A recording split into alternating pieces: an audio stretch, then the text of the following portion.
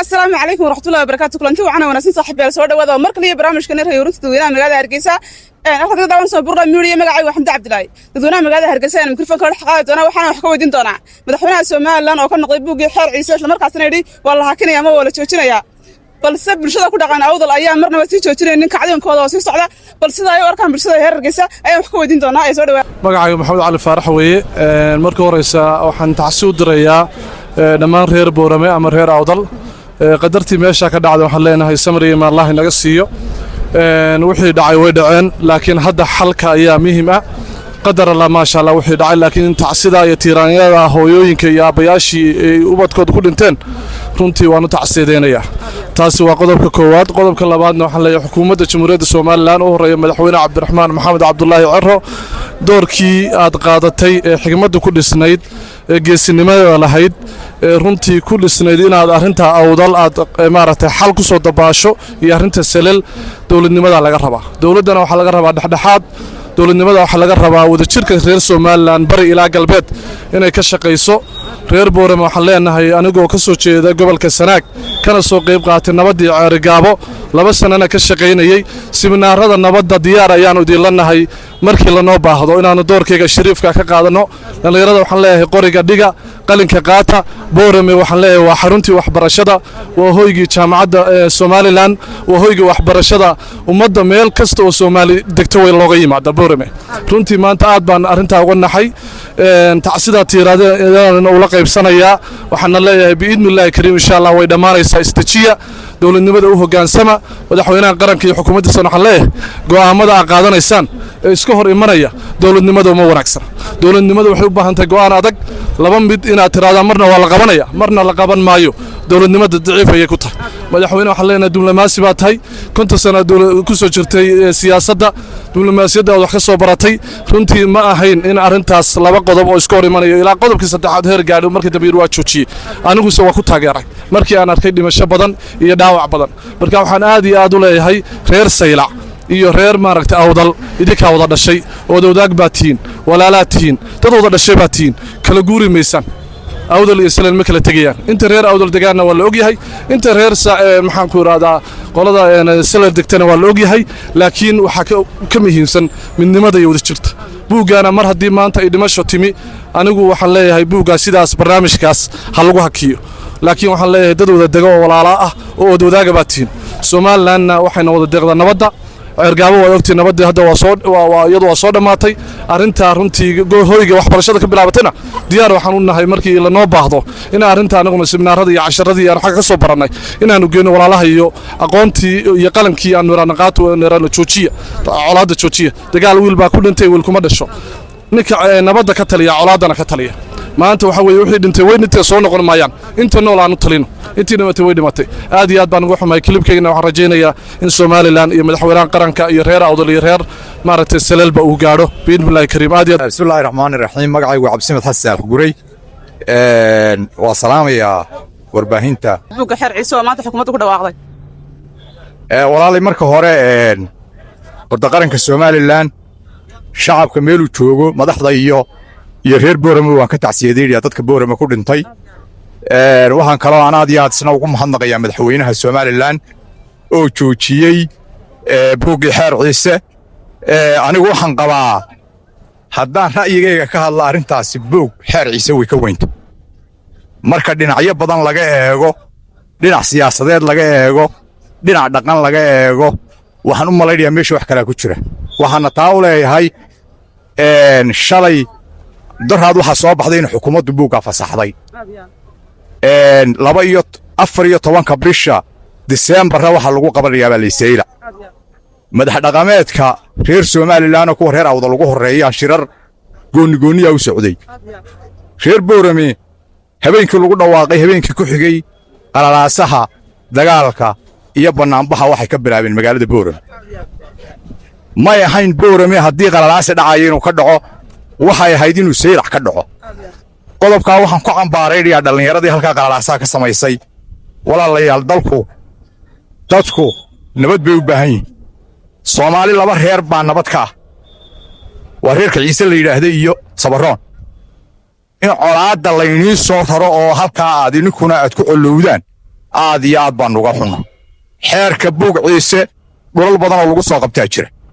ciise waxay wada degaan Itoobiya Samaroon iyo ciise waa wada degaan Jabuuti waa wada degaan Soomaaliland waa wada degaan waa dad walaala waa dad aan kala maarmayn waa dad dhaqanka iyo diinta iyo deegaanka baan ku kala maarmay waxay ahayd aqoonta Soomaaliland ama Soomaaliyeed Boorama lagu sheegaa ama Samaroon riijigay fadhido ciisana iyaguna sidoo kale dalka Soomaaliya la isku oran jiray santii Soomaaliyeed dawladaha hadda ugu waaweyn way dawladda Jabuuti ciisana dad maaha iyaguna ku kadsooma buug waxaan qabaa meesha wax kala ku jira reer Boorama waxaan leeyahay dejiya madaxweyne waa ku dhawaaqay madaxweyne ku xigeenkii waa hadlay labadii madaxweyne ee hore way hadleen Daahir iyo Muuse Biixi golahii baarlamaanku waa hadlay ka guurtidu waa hadlay haddaad colaad doonaysaan colaad bari ku eeg laba walaalaah midna buuhood la degan yahay midna qorulugu degan yahay ayaan isku tallaabin 3 sano ama 4 sano in ka badan waxaan leeyahay dadka reer Soomaaliland maanta haddii la yiraahdo cudurka hayaa waa maxay cudurka hayaa waa kibir barwaaqadu markay badato xamareega 40 sano dagaal baa ka socda wax la isku dilaayo lama garanayo waa dawladda aynu iskugu xigno ama aynu 60kii wax wada samaysanay 60kii baynu qaldannay haddaa dagaal doonisaan inaad qaxdaan Suudaan eega waxaad eegtaan Masar waxaad eegtaan dalal badan oo Carabtu leedahay walaalayaal nabaddu wax la baryo ma 20 jirka aan soo marin colaad ayaa qoriga loo ordaayay waxaan leeyahay dadka reer Boorame nabadda u hogaansama madax dhaqameedkiina maqla ha maqlina ciyaal yar oo TikTok ka qaylinayo Yurub ku soo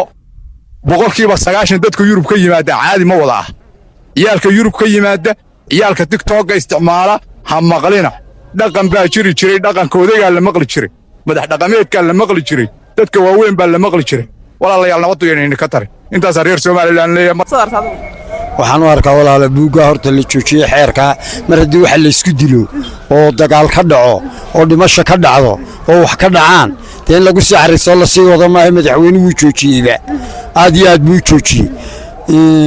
waa lagu dhawaaqay cid waliba way ku dhawaaqday waxaan walaalahayga reer awdal reer Boorama aan leeyahay walaal colaadda iska daaya midda kale heeraan aanay gaadhin buu colaaddu bay gaarsiiyeen guurtidii Hargeysa ka tagtay ee ciidanka yar la socday ayay dhexda u galeen wali waxa dagaal dhacay reer Boorama aynu ismaagmaagayna qof dhibanaya la wada hadlayay waligeed dhexda inta la isu galay seven la iskuma basinin taasuna waa ceeb aad u weyn wixii la geystayba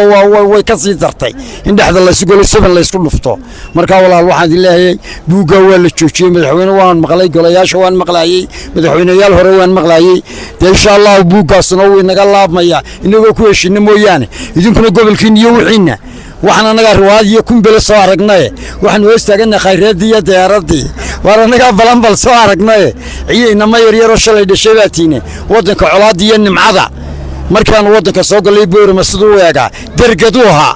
maantana quruxda iyo sakada iyo laamiyadooda yaabaysa war walaalayaal iska xarna wadanka ha iska duminina ha iska baabiinina dadka guurtida ee wadamada kale ka yimid dhexda u galina idinkiyo boolis ba isku xanaaqay xeer ciisa ka xanaaqdeen ina fidmada si wadan xeer ciisna waa la joojiyay adduunka dhan baa joojiyay golayaashii madaxweynihii kuwii madaxweynayaashii hore aniga joojiyay xitaa marka de walaal wadanka iska dubinina arrinkana dhulka inoo dhiga waan idin salaamaya joojinta xukuumadda ay joojisay buugga xeer ciise ee rabshada abuuray soo aragtaa والله waan ku faraxsanahay buugaas wax badan buu sababay waxa ku dhintay dad badan ma ku dhintay inaan saaxiibno ka Boorama joogi jiray oo la sikri mahad faaraxa kama ka ku taacsadeen ay ku dhintay marka dad waxaan leeyahay dadka ku dhintay yeelankan saaxiibka inba waxaan leeyahay una xariisto madaxweyne waxaan ku leeyahay buugaasi waxa marka magaalada baabiyay dad badan ganacsigoodii kala rogay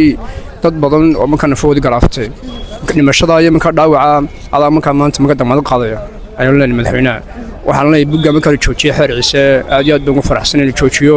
haddii sii socon lahaa marka waxa sii dhalin marka macaasida iyo sidoo kale waxa sii bedel lahaa marka dhaawacyadii dambiga sii bedel lahaa waxaan marka leeyahay aad iyo aad u maasitiin madaxweyne waxaan leeyahay dhaawacyada meedkana adaa marka halka marka kala goonaa saad u aragtaa joojinta buugga xeer ciise xukuumaddu ku dhawaaqday in la joojinayo marka ugu horeysa